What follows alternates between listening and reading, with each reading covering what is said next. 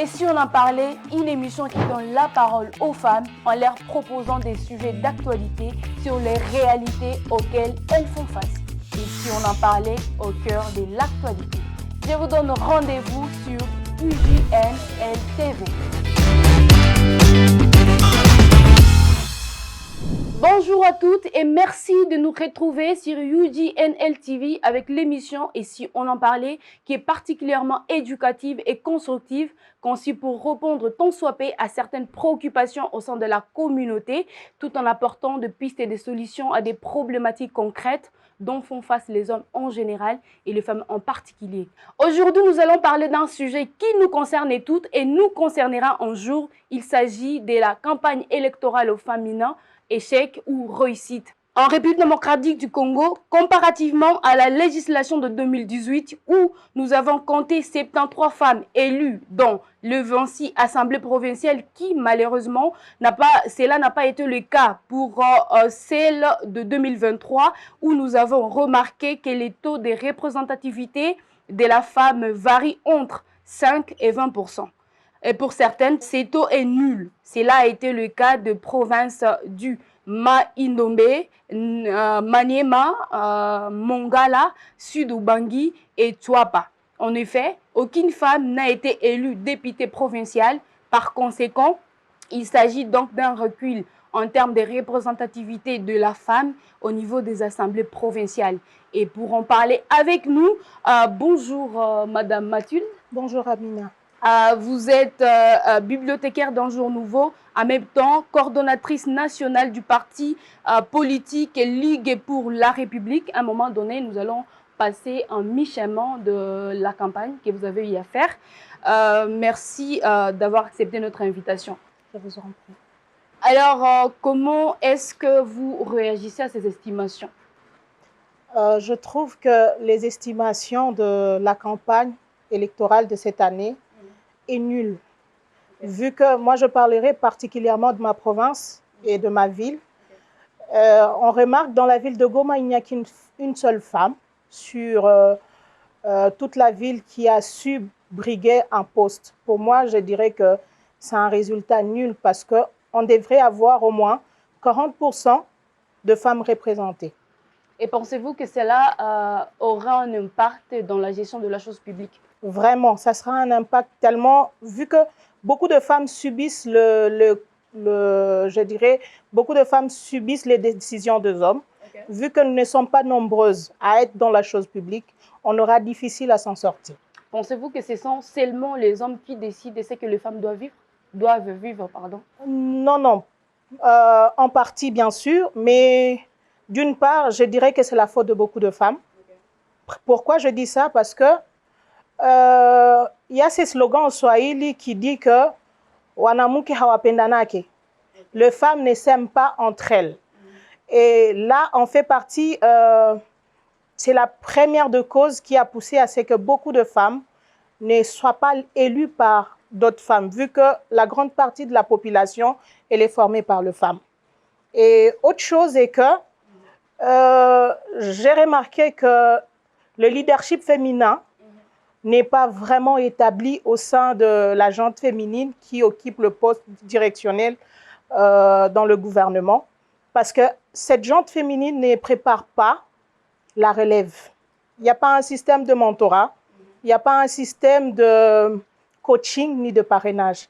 Tout ça nous a causé vraiment préjudice dans cette campagne électorale. Et donc, selon vous, les femmes ne s'aiment pas et c'est ce qui a causé qu'il y ait moins de représentativité au sein de la gestion de la chose publique à l'ère où nous vivons? Dire s'aimer, ne s'aiment pas, c'est trop dire, mais elles ne se soutiennent pas, en fait. Okay.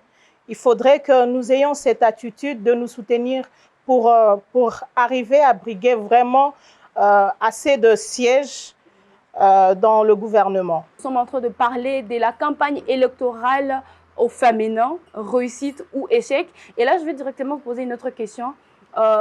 Quelles ont été vos motivations pour intégrer la politique et du moins pour postuler comme conseillère municipale dans la commune de Goma? Premièrement, vu que je suis une native de la ville de Goma, née et grandie à Goma, Et j'ai été témoin de beaucoup de affres qu'a vécu ma province plutôt. Et je me dis que la meilleure façon d'aider ma ville et ma province, c'est m'investir dans la politique, vu que je suis dans un parti politique de patriotes. Ligue pour la République, c'est un parti politique patriote. Et je me dis, en étant patriote, en aimant mon pays, et en tant que femme, je dois m'y investir et participer au fait, aux décisions de ma ville. Ah, ok. Alors, on aimerait un peu savoir, nous vous avons vu battre campagne. Et après un temps, vous n'avez pas été élue comme enfin, conseillère municipale dans votre province et précisément dans la ville de Gouma. Pensez-vous qu'il y a des choses que vous n'avez pas fait et que vous aurez dû le faire? Oui. Premièrement, le fait de postuler, de prendre la décision de postuler en retard m'a causé préjudice parce que je ne me suis pas vraiment préparée.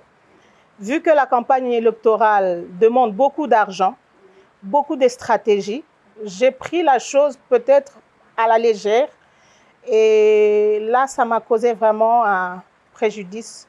Et je dirais que ça a poussé à ce que je n'obtiens pas le poste que j'ai voulu. Donc, si on vous posait aujourd'hui de savoir si pour vous c'était une réussite ou un échec, vous allez répondre comment? Non, je ne dirais pas que... Moi, je suis de ce genre de personne qui ne voit pas d'échec, mais plutôt qui voit des occasions d'apprentissage. J'ai appris beaucoup, d'ailleurs, et je sais qu'en 2028, je ferai mieux, plus que même ce que j'ai fait cette année. Est-ce que vous avez le regret d'avoir essayé aujourd'hui? Non. Je n'ai pas de regret, mais plutôt je suis tellement motivée. Je crois que l'échec que j'ai subi cette année ça m'a donné plus envie de continuer et de la détermination, que je fasse mieux. Et je dois commencer à partir de maintenant de travailler pour que demain, en 2028, que je sois au top. Donc, on doit attendre de vous voir encore bien sûr, conseillère municipale. Pas seulement conseillère municipale, mais je compte aller jusqu'à la députation nationale et provinciale. Je veux postuler sur les 3 niveaux, national, provincial et municipal.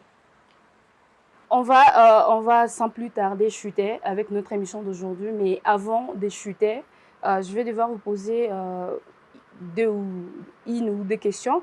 Alors, pensez-vous qu'au cours de ces 5 prochaines années, l'avenir de femmes est prometteur?